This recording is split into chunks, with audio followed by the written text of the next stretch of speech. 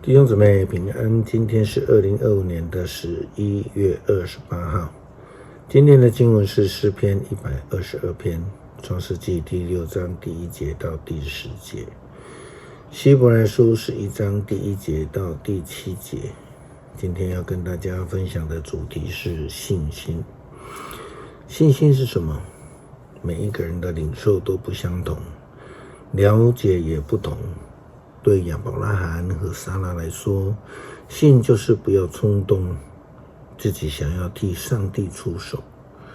对亚当来说，信就是要遵守上帝的命令。对摩西来说，信就是上帝怎么走，吩咐怎么做，就不要去多说，也不要有自己的脾气。对要进入迦南地的以色列人来说，就是踏下去，哪怕前面是波涛汹涌的约旦河流。对保罗来说，顺服主的灵的带领；对彼得来说，就是喂养主的羊。另外就是不看风浪，只看主，就能够走在水面上。创世纪第6章第1节到第10节记载了当时候的人们因为生养众多，却开始选择离开了上帝的道路，失去信心，不与主同行了。当人口开始增加，分布全世界，并且生养众多的时候，有些神子看见人类的女子美丽，就随自己所喜欢的娶她们为妻。因此上主说，人既然属肉体的，我的灵就不永远住在他们里面，所以他们的寿命不得超过120岁。从那时以后，地上有巨人出现，他们是神子跟人类女子所传下来的后代，他们是古代的英雄和名人。上主看见了人类各个邪恶，始终心怀恶念，就后悔自己在地上造人。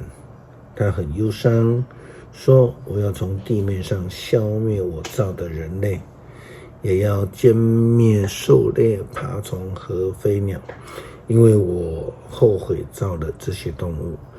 可是上主喜欢挪亚。以下有关挪亚的记载。挪亚有3个儿子，闪、含、雅弗。挪亚没有缺点，是当代唯一的好人，他跟上帝有密切的交往。希伯来书提到的信心的解释，算是最精确的一个概念，它涵盖了所有对信心的不同见解。希伯来书11章第1节到第7节。那么信心是什么呢？信心是对所盼望的事有把握，对不能看见的事有肯定。古人能够赢得上帝赞许，就是由于他们相信上帝。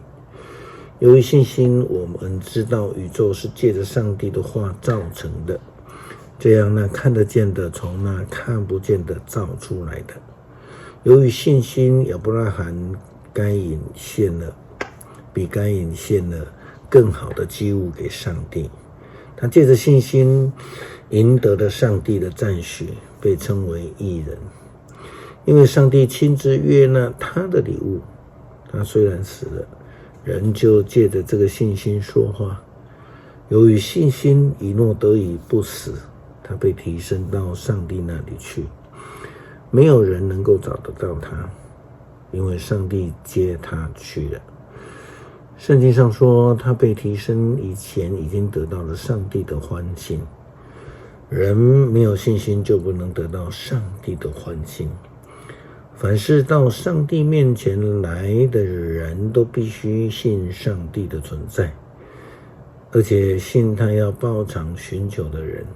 由于信心，挪亚还没有看见到的事上听从上帝的警告，造了一艘方舟，救了他和他一家。这样他定了那世代的罪，自己也从上帝领受了因信而有的义。如何能够建立信心，能够看见看不见的事实？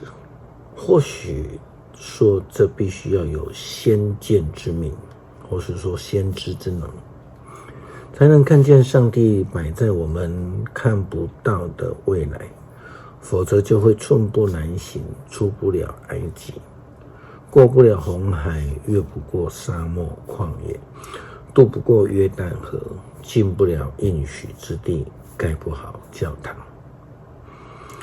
诗篇122篇。有人对我说，我们到上主的殿宇去，那时我多么的兴奋呢！现在我们来到这里，站在耶路撒冷的城门内。耶路撒冷是一座重建的城，既整齐又和谐，各支族就是以色列的各支族都来到了这里，照着上帝的命令向他献祭感谢。